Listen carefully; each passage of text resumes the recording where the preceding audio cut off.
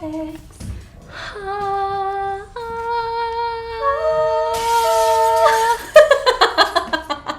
Topics. That was like angels singing. Hi guys, welcome back to The Vegan View. So, you guys loved our last hot topics so much, we're doing it again. We have some things to discuss, some movements. Okay, we have some stuff to discuss, shall we? Yes, we shall. I don't know where that came from. Is that a rat in my fireplace? It might have been a rat.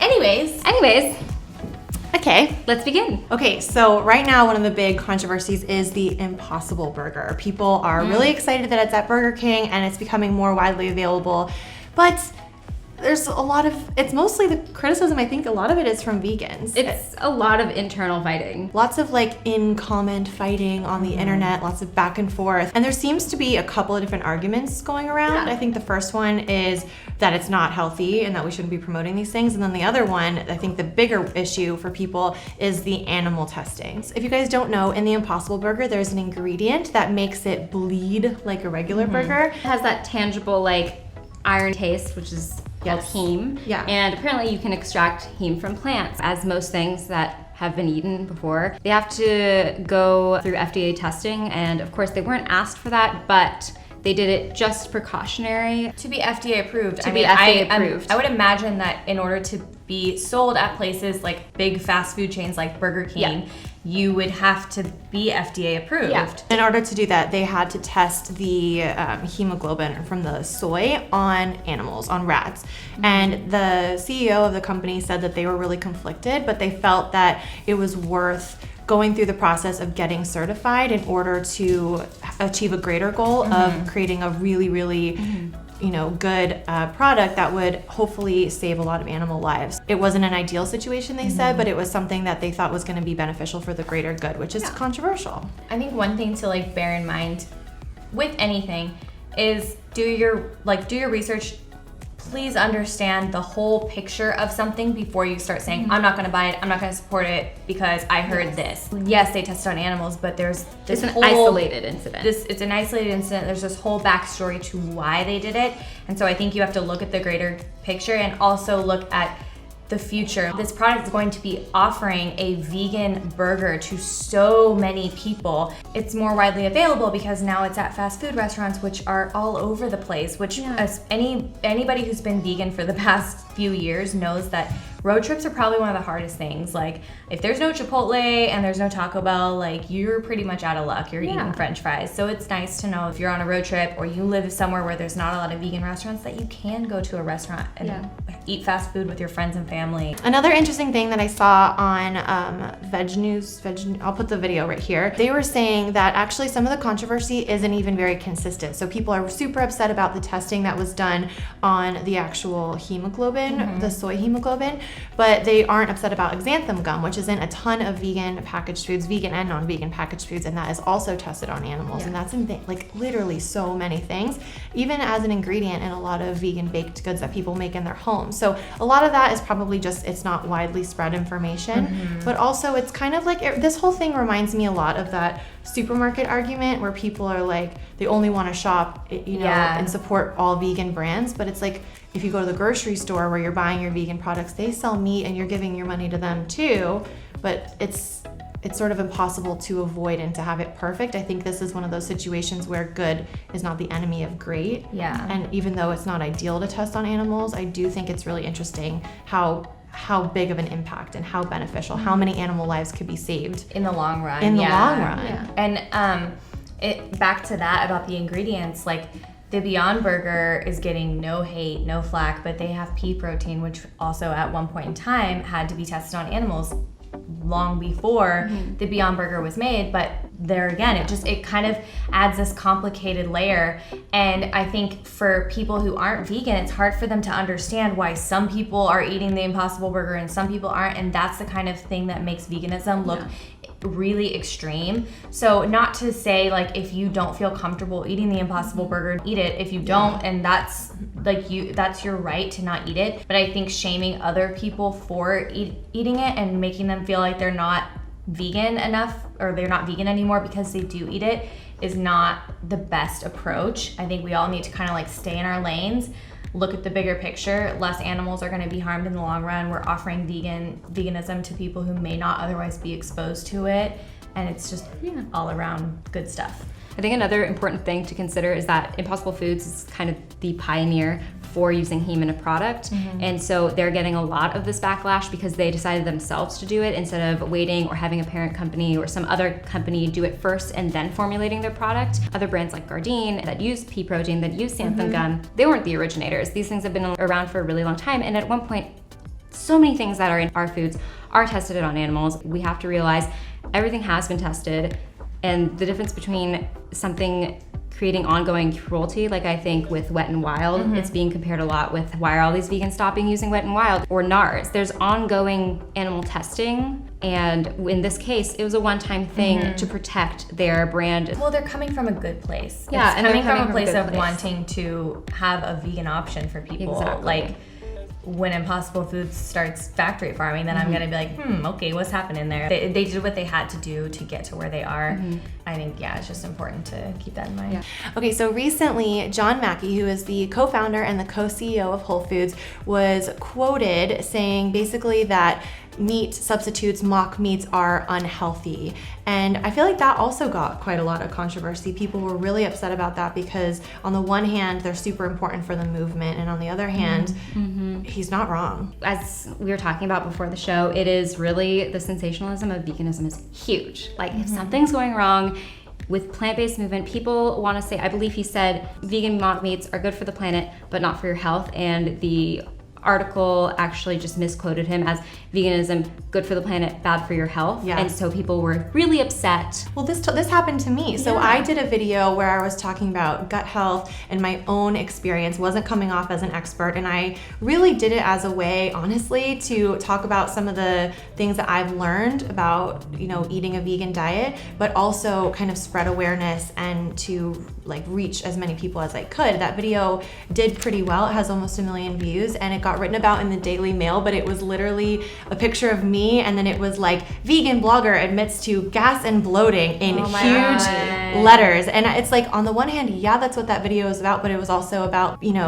these pig vigils and like slaughterhouses, and it was about so many different things about veganism, but that was the main headline. So that tends to happen a lot when it has to do with veganism. Yeah, there's just so much money in non-vegan products that I know that when you see an article, and we're scrolling through Facebook, I see it all the time. People are reposting these things and not reading the whole article and getting a whole world view of it. But that's really what happened. John Mackey is actually really a big advocate for the whole foods plant-based lifestyle, hence Whole Foods.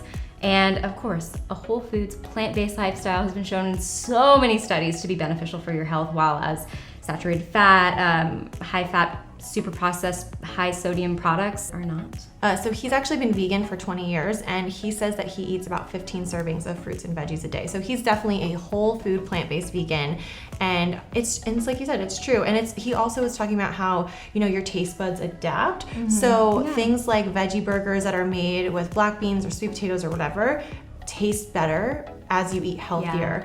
So he's saying, they're a really great transition food for people who are used to eating meat. These mock meats are great transition foods, but then after that, after you start incorporating more fruits and vegetables, your taste for super high fat, high salt processed foods does tend to change. So that's what he was really advocating for. He wasn't condemning veganism. He's been vegan for 20 years. Yes. Yeah, and I feel like if anything, it's a good message to share, because I do think that a lot of times people go vegan and when they try vegan, and especially when you're first starting out.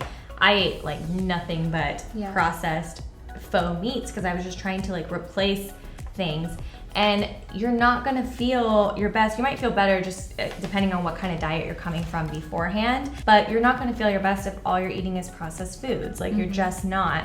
So I think it is an important discussion to have within the vegan community.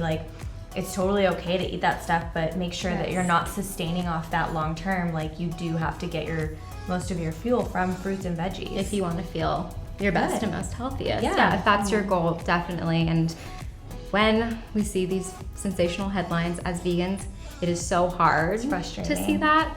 But do your research, check your sources, and make sure we're working all together, not against each other, and fully hearing each other out. Yeah, definitely do your own research. I feel like a lot of times people see a headline and then they freak out. But it's like you guys said, there's money in veganism. Like, they know that an article that's going against veganism is going to generate a lot of clicks. Just like those meme accounts always have like some sort of meme that's like making fun of vegans. It always gets a lot of likes because it's emotionally triggering for people, and it's gonna elicit a reaction. Yeah, I was reading on CNBC.com that the vegan meat substitute industry is gonna reach $2.5 billion by 2023. So that's a huge industry. So it's not a surprise at all. And we have so many mainstream companies offering plant-based alternatives. We've even taste tested them, tried them on our shows. We're all about accessibility on the show. Just because we don't like certain things or we don't support certain things doesn't mean that we're going to shame someone for eating a certain way. Right. We're all different. Another one that people are really talking about right now is the rainforest in the Amazon. It is burning and has been for several weeks at this point. And when I first saw this, just at first glance, I assumed that it was a natural disaster because I just thought it was like a literal forest fire.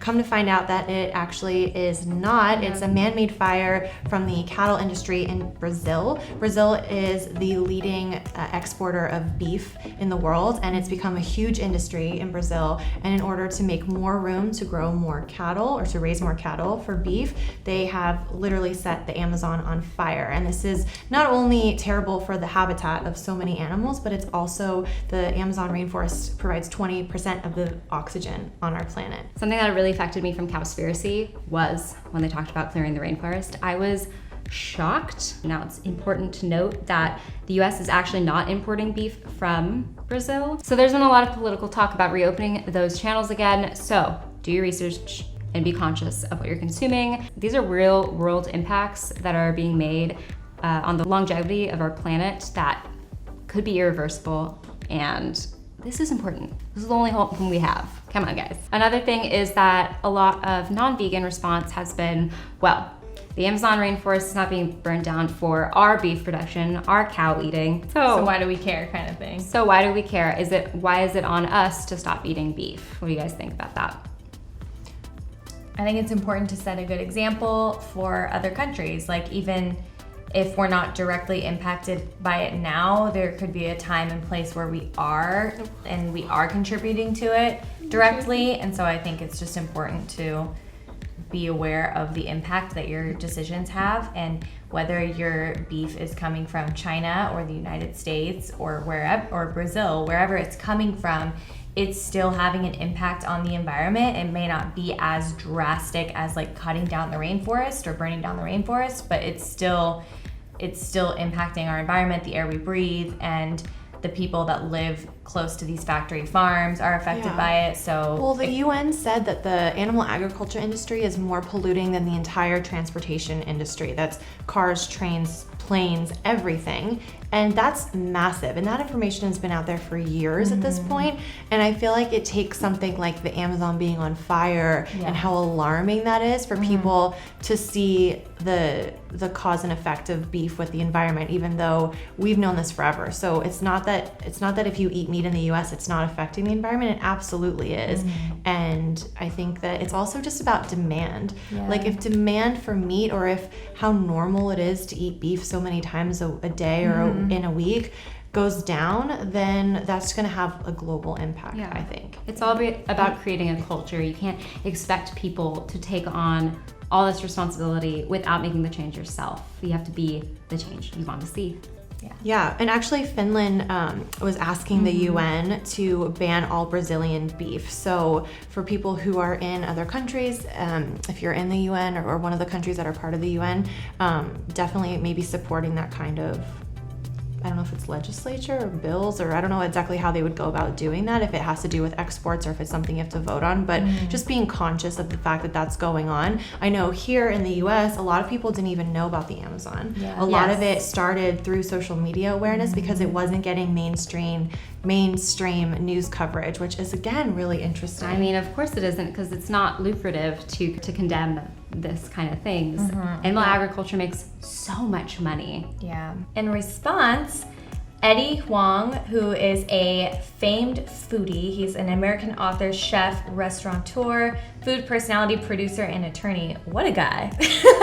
He actually posted an amazing Instagram post. His Instagram post said, "After watching videos of the Amazon on fire this week, I've decided that this corned beef I ate at Junior's last week will be the last piece of beef I ever eat.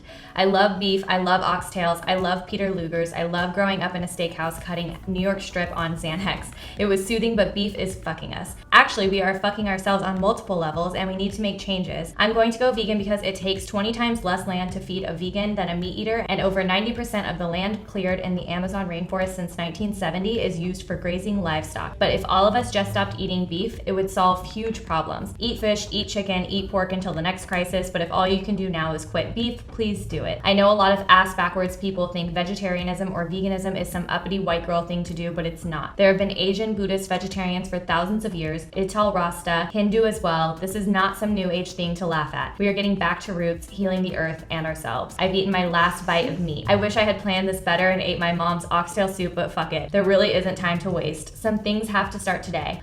Wow. I mean, I love that. That's insane. I know people are always wary of when celebrities come out and they tout veganism because they're under so much stress and pressure that it has a high probability of going back. But just the power of that statement is incredible, and the power of his influence is incredible. And what he said was very thoughtful, especially this new aged bullshit that he was talking about. It drives me, I mean, if you watch the show, you know, it drives me insane when I hear people saying, "Oh, this is just some like LA white girl BS." No, it's not. Yeah. People have been doing this for forever. Like, it's not crazy. It is going back to our roots and it's helping our planet. I love that because he is such a foodie, he acknowledges the fact that he's not doing this because he doesn't love the taste of beef and the taste of non-vegan food, and that he in fact loves the taste of non-vegan food, but that he's doing this because we have to. I consider myself a foodie as well, and I have a lot of people that are like, "Oh, I'm just such a foodie though, I could never do it." Like, just the thought of never being able to eat cheese again, or the thought of never being able to eat these certain things again. I get that because I feel like I had that mindset at one point in time, but you can still be a foodie with vegan food. If anything, you can even be a little more creative with it because there's stepping outside your comfort zone. Yeah, there's so many things that haven't been done yet with vegan cuisine that I feel like a whole new world for foodies. I think though, you're right, it was really brave of him. And I also think that sometimes with chefs in general, like there's this very foodie culture where people definitely look down on anyone who has any kind of diet restrictions. One of my favorite shows ever is Gilmore Girls. And the only thing that always kind of like irks me a little bit, but Suki's character, I love all the characters on that show, but she gets really mad at vegetarians and she's like, "Bacon will change your life," and she always jokes about like how she hates them. But that is very true of most chefs that I have worked with in the past. They just really, they feel like it's so limiting, and I totally understand that. I used to think the same thing. I thought it was very closed-minded, and why are you depriving yourself of, you know, something that can be such a joy and really an art form to so many people. And a luxury to so many people as well. But I think once you realize that there's such a direct connection between what's on your plate and what's happening in the world around you, or the impact on an animal's life and on your own health, it's like you can't unsee it. So then you can't then eat it with just the bliss that you had from the ignorance before. You're eating it and consciously sort of going through this whole, you know, process in your mind, and it becomes really impossible, I think, to keep going once you started to make those connections. So I think it's really brave of him as a chef to do that, and then to speak out about it publicly, I think is really cool as well. But I also wanted to take a moment to promote my beet burgers because they are delicious. And if you guys are struggling with vegan meat alternatives, try my recipe. They're really good. And they're really easy. Link below. Okay. Not below. Since we're talking about burgers. But I think another thing besides trying Nikki's burgers link below, is that something really neat is happening right now where there's this, with social media, we're exposed to so many people. We can talk to whoever we want who has social media. And there's this fantastic global awareness going on. Like, we used to consume everything from media and they are not covering the Amazon rainforest, but everyone is hearing about it now. And it's because there's this global communication that's available and people are using their platforms for good, like Eddie, like all of us. So make sure you're communicating, you're opening up that dialogue, and this is a really interesting shift that I think is kind of the root of veganism. We are here with each other, not for ourselves. You only live once, but your one life can do so much, and we're all here together. You're not the only life that matters. There's so much good you can do in the world with that one life. One thing that I thought was pretty funny about his Instagram caption was that he said that he wished he would have planned better and had his mom's oxtail soup as his last meal. I thought that was so funny, and actually a vegan and her, we'll link his Instagram down below, he did a little poll. Did you remember your last non-vegan Your last meal? supper? What was Or yours? did you not have one? I don't think I had one because I watched a documentary and I don't think I ate. I don't think I ate you anything just went vegan non-vegan. after Yeah, that. I think I went fully because I kind of eased into it. Yeah. Well, if you guys had a going away party, comment and let us know what your meal was, or if you didn't have one, let us know, because sometimes you don't get that chance. I feel like I related to him on that because I was like, no, I watched that documentary and there was no more for me. You can't do it after Yeah. that. Yeah, I couldn't do it. All right, well, let us know if you guys want to see more videos like this. These are fun and informative because I feel like it takes me out of my comfort zone as well, trying to research these things and really get the full picture of things, which What's is going on in the world. Yeah, what's happening in the world. So let us know if you want to see more videos like this one. Don't forget to like this video if you liked it. Subscribe to this channel if you're not already subscribed. Check out our individual channels. Join our Facebook group. And we will see you guys next week for another episode of The Vegan View. Bye!